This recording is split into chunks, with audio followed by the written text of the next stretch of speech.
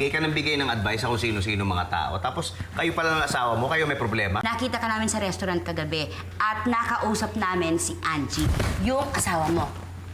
What did she say? Walang idinetalye. Pero sa tono ng pananalita, nako, alam namin nahihirapan siya. Alam mo, don't mind her. Marami lang iniisip yun. Alam mo ikaw, no?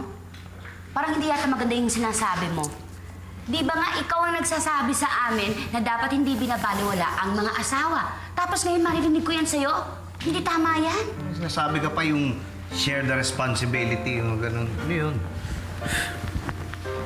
Kayo ba, ilang taon na kayo kasal? Bakit? Tingin mo hindi ko alam?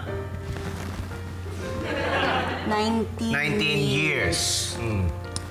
Hindi ba kayo nahihirapan? I mean, nakikita ko kayo. Nagtatalo, nagkukontrahan. You're far from perfect. Pero 19 years. Paano nyo ginagawa yun?